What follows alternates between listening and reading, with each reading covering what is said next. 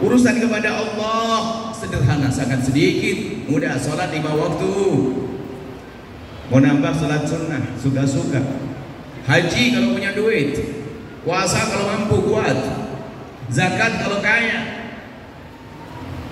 Akan tetapi yang berat ternyata adalah urusan dengan umat Nabi Muhammad, yang dia kadang sebagai ibunda kita di rumah kita, ayahanda kita di rumah kita. Bagaimana urusanmu, hei orang yang sering merayakan maulid Nabi, urusanmu dengan ayahmu dan ibumu, yang Allah berfirman melalui lisan Allah yang Nabi Muhammad menyampaikan pesan dari Allah dalam Al-Quran, wa qadha rabbuka alla ta'budu illa iyyahu wa bil walidaini ihsana. Allah berpesan berbuat baik kepada orang tua setelah beribadah kepada Allah. Bagaimana urusanmu dengan ayah ibundamu? Maulidan masih membentak ibundanya, maulidan sering lupa dengan ayah ibundanya. Ini adalah bab-bab nanti permasalahan. Harus kita selesaikan satu demi satu. Tapi tidak mungkin kita hadirkan di malam ini semua itu. Akan tapi paling tidak kita punya gambaran-gambaran. Kalau ingin dekat Nabi, ini loh pintunya. Pintu orang tuamu, pintu ibundamu, pintu ayahandamu. Siapa lagi? Suamimu.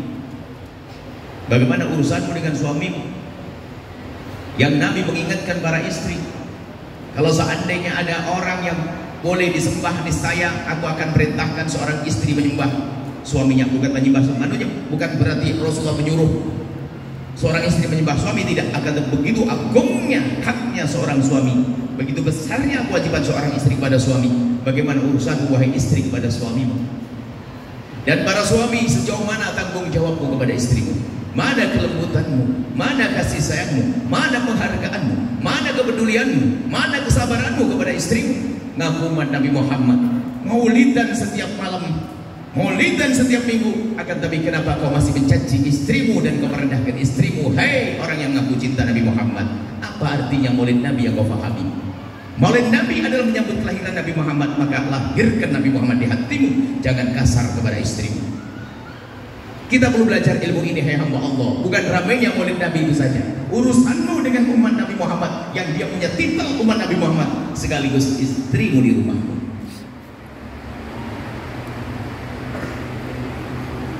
Saudaramu, bagaimana urusan dengan saudaramu, hai hamba Allah? Mengadakan perayaan maulid Nabi, menghabiskan duit jutaan, ratusan juta, bahkan mungkin gebiar, mungkin paling ramai di Balikpapan. Akan tapi ternyata tidak sadar kalau dia berebut waris belum beres-beres. Mau kemana? Bahkan kadang sering haji dan umroh, mau kemana? Itulah orang masuk neraka lewat Mekah. Pahami ya Allah. Urusan keluarga saudara, kenapa masih ribut menangis? Itu yang kau rebut waris itu milik itu siapa? Itu umat Nabi Muhammad, anak ibumu, anak ayahmu. Kenapa kau rebut warisnya? La yadkhulul jannata qati', tidak akan masuk surga orang yang putus tali persaudaraan. Berebut waris telah melakukan 3 dosa besar semuanya. Yang pertama adalah durhaka kepada orang tua, yang kedua mengambil hak saudaranya, yang ketiga memutus tali persaudaraan. 1 dosa saja cukup masuk neraka terdalam, apalagi diborong 3 dosa. Anda tidak usah melihat orang lain, lihat diri Anda, jangan-jangan itu adalah Anda. Kita hari ini ingin berbenah, kata Nabi menyambut Nabi, agar dia aku Nabi, agar di saat kita menyebut nama Nabi Muhammad, memang aku adalah pengikut sejati. Bukan action, jangan dijual Nabi Muhammad. Nabi Muhammad itu mahal. Oh, bang murid Nabi. Kalau sudah nama Nabi Muhammad pasti senang orang. Nabi Muhammad yang mahal. Tapi kita sering jual Nabi, gayanya maulid Nabi, maulid Nabi, maulid Nabi. Tapi kita tidak kenal Nabi Muhammad. Menjual Nabi Muhammad. Urusan dengan pembantu di rumahmu, urusan dengan pembantu di rumahmu, kita harus ngacak satu demi satu. Dia bukan budak. Jangan sombong. Nabi Muhammad dengan Sayyidina Anas itu berkata, demi Allah semoga aku berkhidmat. Beliau menjadi dihibahkan oleh ibundanya untuk menjadi pembantu bagi Nabi Muhammad, berkhidmat kepada Nabi Muhammad di saat umurnya masih 8-9 tahun. Bagaimana kelembutan yang dirasakan oleh Sayyidina Anas dari Nabi Muhammad SAW. Bagaimana engkau, wahai ibu yang solehah, wahai big boss, dengan pembantu di rumahmu, Ibu bayangkan saja deh, calon menantu ibu tuh ada 2 calon menantu. Ibu punya anak laki ganteng, teng soleh. Punya 2 calon menantu yang kaya, cantik, pinter. Yang pertama itu kalau memanggil pembantunya, ibu mohon maaf Mbok, bisa dibuatin kopi, ya minta maaf, lagi sibuk nggak? Enggak Neng. Setelah dibuatin kopi, makasih Bu ya Mbak, makasih Bu ya. Itu adalah calon menantu Anda yang pertama. Yang kedua, Mbok bikin kopi cepet ya, jangan marah ya. Anda pilih yang mana, ibu yang soleha? Yang pertama, yang kedua? Yang pertama. Urusanmu dengan pembantu. Ini saya kasih gambaran dulu. Nanti solusinya setelah ini. Kami akan lacak pembantu di rumah kita, dia buat budak, jangan direndahkan dia. Pembantu bisa saja melampaui kebaikan daripada bosnya, daripada tuannya. Apalagi tuan yang soleha, apalagi bos yang soleh, yang rajin puasa, rajin tahajud. Subhanallah. Ternyata pembantunya juga ikut puasa dan ikut tahajud. Hebat kan pembantunya. Tapi kalau banding-bandingan mana lebih hebat, mana mungkin bosnya bisa ngalahkan pembantunya. Coba saja direnungi hebat Allah. Bosnya sahur, bosnya buka, bosnya tahajud. Di saat sahur yang menyiapkan sahurnya adalah pembantu. Di saat tahajud yang menyucikan sajadah dan bajunya adalah pembantu. Di saat buka yang menyiapkan pembantu, ketahuilah pembantu yang menyiapkan bos, dan bosnya tidak pernah menyiapkan sedikit pun untuk pembantunya. Mana mungkin bisa melampaui pembantu? Masih mau sombong dengan pembantu? Hai orang kaya. Kita perlu belajar serius. Nggak berlaku sombong. Sombong itu menjadikan kita runtuh. Iblis itu runtuh karena kesombongannya. Abu Jahal runtuh karena sombong dengan Nabi Muhammad. Abu Jahal runtuh. Iblis runtuh karena sombong kepada mbah kita Nabi Adam. Karena sombongnya karena apa Iblis? Karena dia merasa baik. Coba kisah kesombongan hamba Allah yang namanya Iblis. Iblis itu adalah iblis. Cuman iblis itu rajin ibadah. Tahajud, ibaratnya kalau ibu-ibu, bapak-bapak zaman ini tahajudan oke, umrah oke, pokoknya masuk ibadahnya banyak. Saking begitu hebatnya ibadahnya iblis, sampai iblis diangkat oleh Allah, dikumpulkan bersama rombongan golongan para malaikat.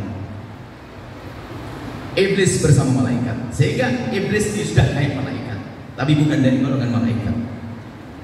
Hingga pada waktu yang sudah ditentukan oleh Allah, inni ja'ilun fil ardi khalifah, waktu Allah ingin menjadikan mbah kita Nabi Adam.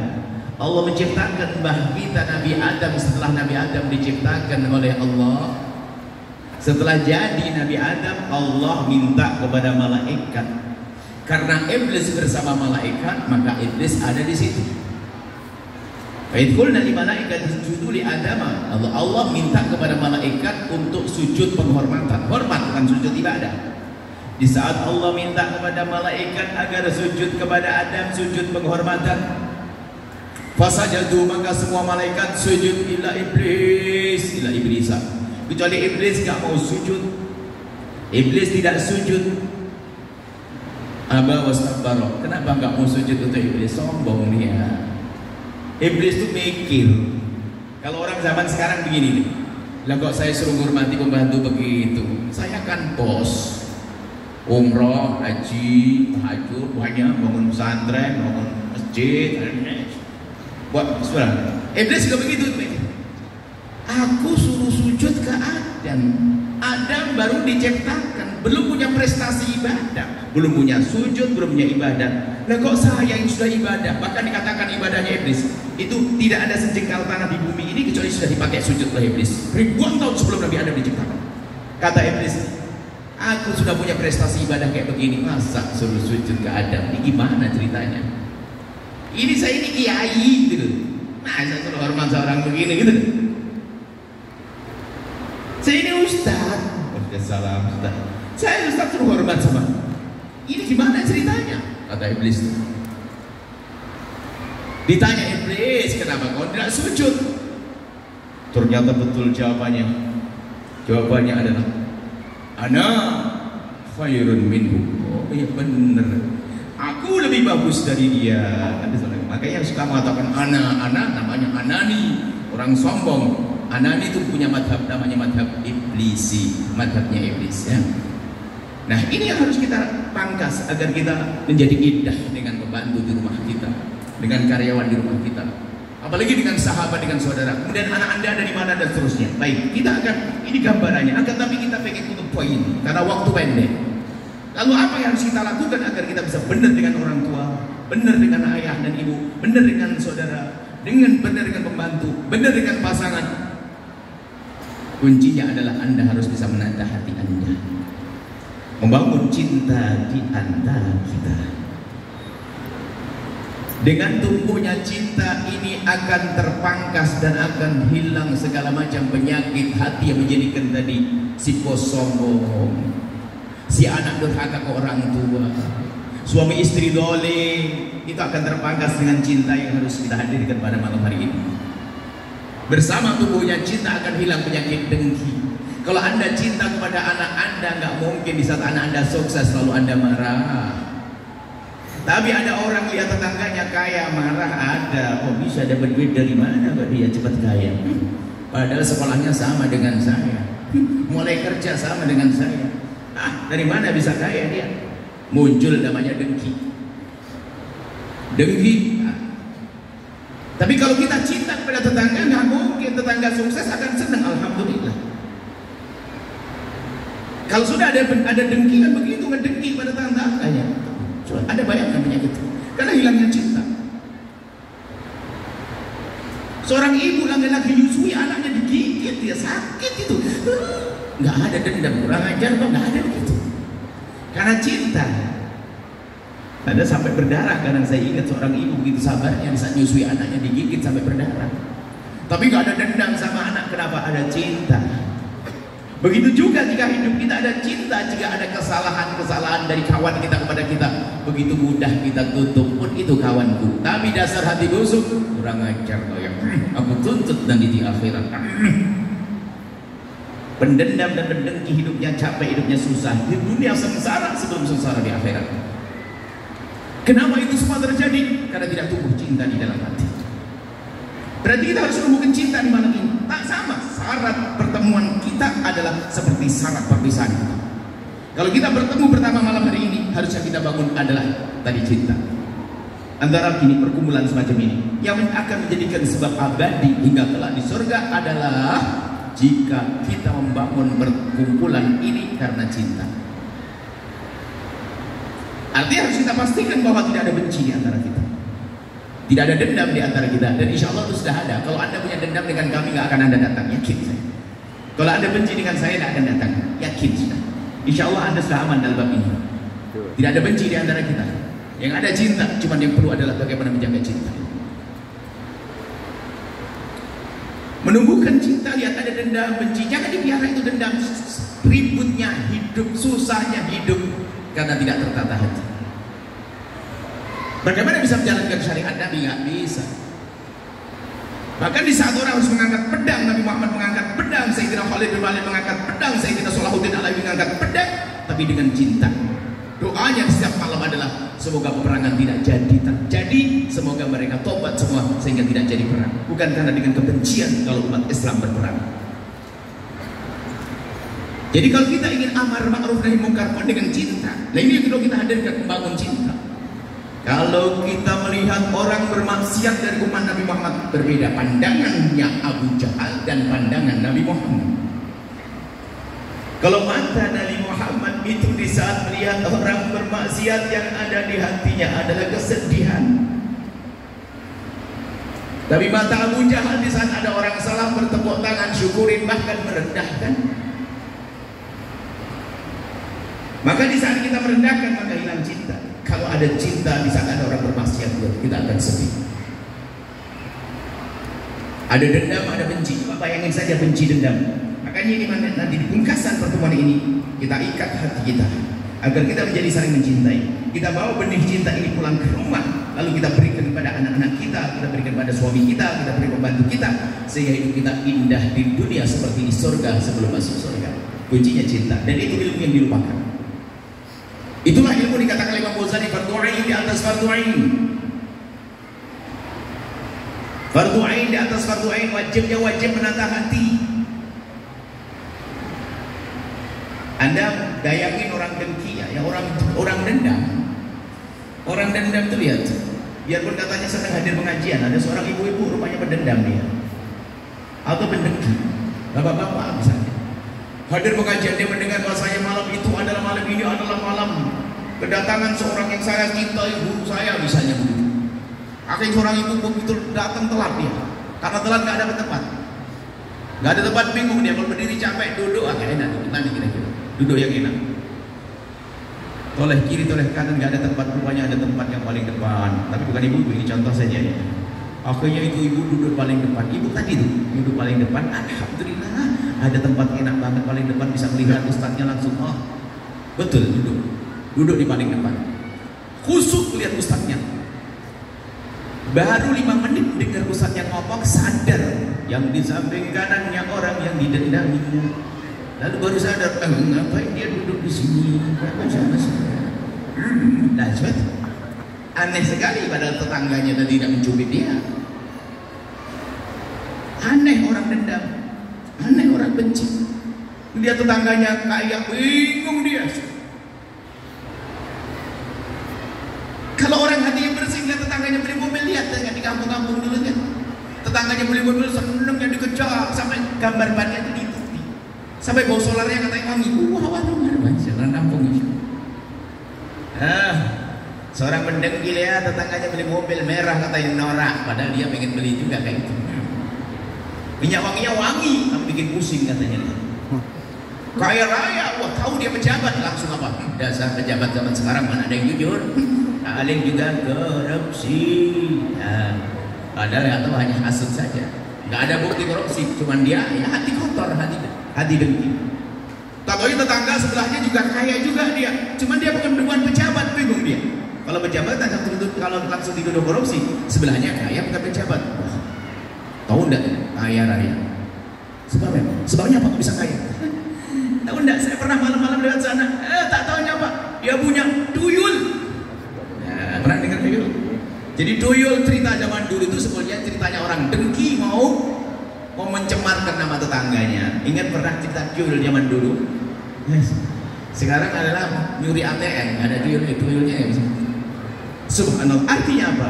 Dengki benci itu menyiksa hati kita, menyibukkan diri kita, capek, ketemu susah. Coba kalau benci, tapi kalau senang, subhanallah. Bahkan di saat orang sampai derajat mahabbah yang sesungguhnya, cinta yang sesungguhnya kepada sesama, hiburannya banyak. Bukan di saat diberi saja dia senang, bahkan di saat memberi pun hatinya senang. Allah memberi senang, di sana Allah kita senang, apalagi diberi. Itulah yang harus kita hadirkan pada malam ini. Kalau pengen nyambut Nabi Muhammad, itu deh modalnya. Oh katanya, wah gadanya I love Rasulullah, serem banget. Semua poster spanduk cinta Nabi. Sama adiknya rebutan waris, gak beres-beres. Orang awam juga bukan, sebab kalau urusan rebut waris kan bukan urusan orang kaya, melarat pun juga ada. Bukan saja orang bodoh, orang alim, kiai meninggal dunia, punya anak 2, ustaz muda, rebutan kantin pondok, gak beres-beres. Padahal sama saudaranya, ustaz semuanya, hafal Quran semuanya. Ayo, maaf.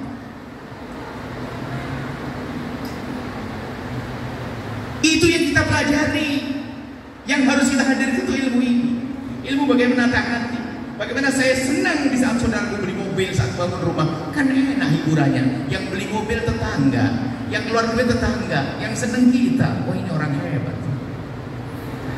Subhanallah. Baik, itulah kalau kita ingin melahirkan Nabi Muhammad dalam diri kita. Jadikan hati Anda pantas lahir Nabi Muhammad di hati Anda. Jangan hanya ngomong cinta Nabi, hatinya belum disiapkan. Lahirkan Nabi dalam diri Anda, persiapkan hati Anda. Bersihkan hati Anda dari kebencian dengan umat Nabi Muhammad, maka perayaan Maulid Nabi Muhammad adalah sesungguhnya. Jadi apa merayakan Maulid Nabi Muhammad? Sudah lahir ya Allah. Anda harus paham makna Maulid Nabi. Maulid Nabi Muhammad adalah melahirkan Nabi Muhammad di dalam diri kita. Nabi Muhammad sudah lahir, syariat sudah ada. Tapi apa yang dimaksud Maulid Nabi? Maulid Nabi adalah aku yang melahirkan Nabi Muhammad dalam perilakuku, Maulid Muhammad dalam hatiku. maka persiapkan hatimu, hati yang bersih. Malam ini yuk kita mulai. Bismillah. Bagaimana agar kita punya cinta pada umat Nabi Muhammad SAW? Mulailah Anda dengan sering memberikan kebaikan dengan umat Nabi Muhammad.